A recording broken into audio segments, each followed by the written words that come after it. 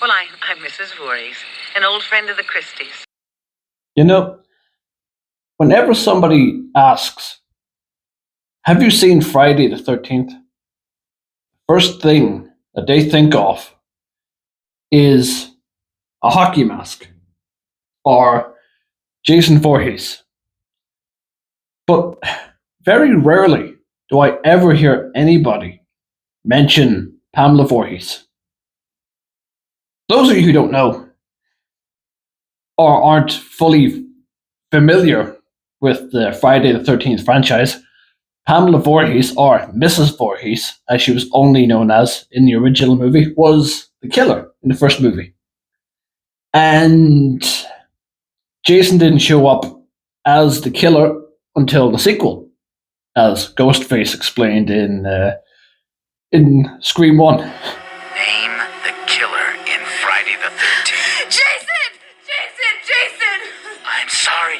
That's the wrong answer. No, it's not! No, it's not! It was Jason! Afraid not. No way. Listen, it was Jason! I saw that movie 20 goddamn times! Then you should know Jason's mother, Mrs. Voorhees, was the original killer. Jason didn't show up until the sequel. I'm afraid that... So I always thought that Pamela Voorhees was scarier than Jason. I know, right? I'm expecting a fucking riot outside my house within the hour. God damn it! With fucking pitchforks and torches and shit. But it's only my personal opinion. The reason I genuinely believe she is scarier than Jason is totally down to the legendary and iconic performance by Betsy Palmer. I mean, she gave one hell of a performance in this movie. And, we'll go into a bit of backstory with Mrs. Voorhees. So, when she was 15, she fell pregnant, and that was with her partner, Elias Voorhees, who we don't know very much about. But, yeah, so when she was 16, she gave birth to a boy that had hydrocephalus, which is the explanation as to why Jason's deformity exists. And she never put him into school as he got older because she was so overprotective that she didn't want him to get bullied in school.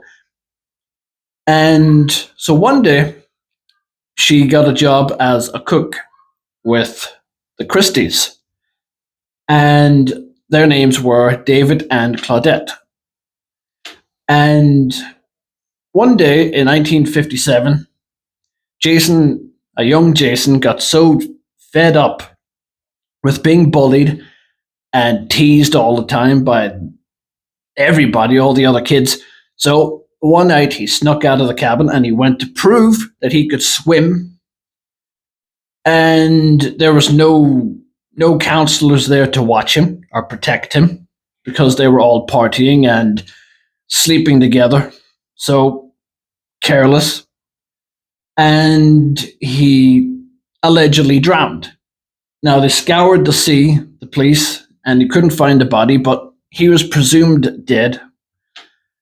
And so straight afterwards, Pamela then started to hallucinate Jason's voice talking to her. Now, this is down to the grief. And as time goes on, she decided to kill 2 counselors in cold blood. And as the years went on, she set fire to the camp, she poisoned the waters, and tried to make goddamn sure that this place, the camp, was closed.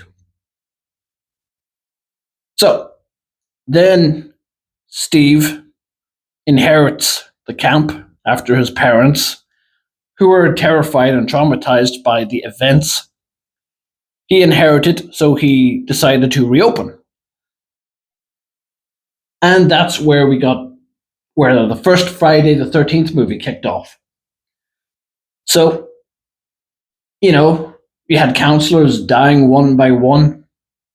And, of course, later on in the movie, at the end primarily, you realize it's Pamela, Mrs. Voorhees, coming back once again to get revenge and to make sure the camp doesn't open. Now, the reason I personally found her scarier, right?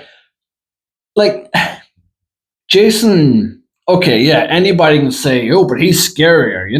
He's a big hulk of a man and he's intimidating because of that. And, his face, it's terrifying for, and he's brutal, and he is brutal.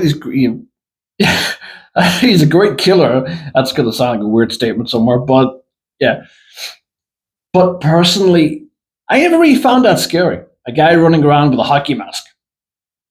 Okay, it is a bit creepy. Of course it is. But I always found the reason I found Pamela's reign of terror more memorable and scarier was because of the realistic aspects.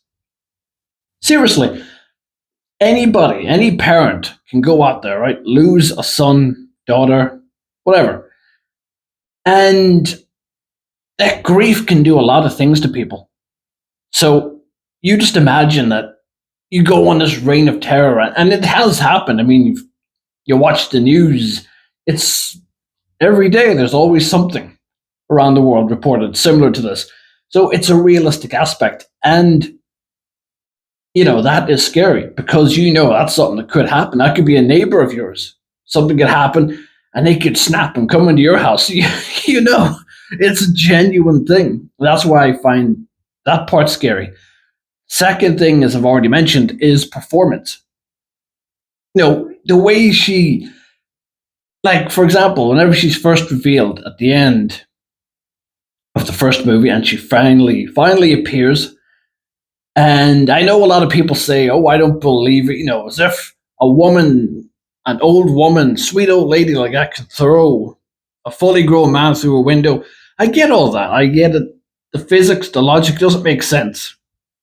But if you just step away from full logic, we're talking about performance, we're talking about scare, not that type of logic, I find it scary because whenever she was revealed, she gave Alice a hug and she was all like caring and I hope you're okay. And, and then suddenly you see her transition the more she talks. And like, I'll like, this is the clip, right? She starts off nice and then completely just changes as it goes on. I'm going to cut the clips a little because, don't want to get copyrighted, but yeah, here it is. I can't help you if you don't calm down. But she's dead and he's dead and oh my God, poor Bill, oh God. All right, come on, dear, then show. No, but it's all right. I'll take care of you. I used to work for the Christies. Oh God, what's going on here? Please help me get out of here. Just this place. Jason was my son, and today is his birthday. Where's Mr. Christie? Oh, I couldn't let them open this place again. Could I? You drowned. You never paid any attention. Look what you did to him. Absolutely terrifying. You see what I mean? Like, it's just that, again, it's all down to performance. It's just the conscious, thought that she knows what she's doing. And then there's that, as I said already, like in the backstory, the hallucinating his voice and actually out loud talking in his voice, kill her, mommy, kill her. And then she answers that voice with, I will, Jason. That is genuinely such a terrifying concept. And it's terrifying because there are people out there who probably has gone through stuff like this. You said grief can do a lot of things. So that's why I genuinely just find Pamela to be way more terrifying than Jason. Because it's just because of the performance. It's because of the realism.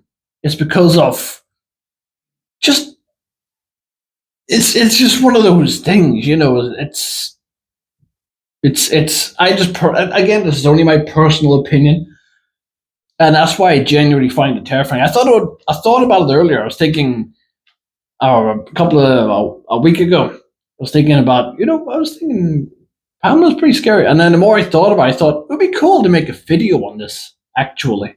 And see what other people think. So, if you're watching, let me know in the comments below. What do you think? I mean, do you find Pamela to be terrifying? Even if you don't find her scarier than Jason, do you find her terrifying in general? If so, why? I would love to know. I want to have a conversation in the comments below about it. Because any excuse for me to talk horror,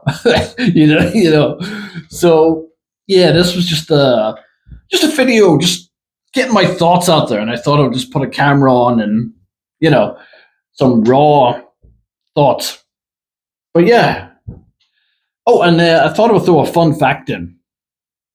Yeah, so we know Betsy Palmer reprised her role as Pamela Voorhees in part 2 as a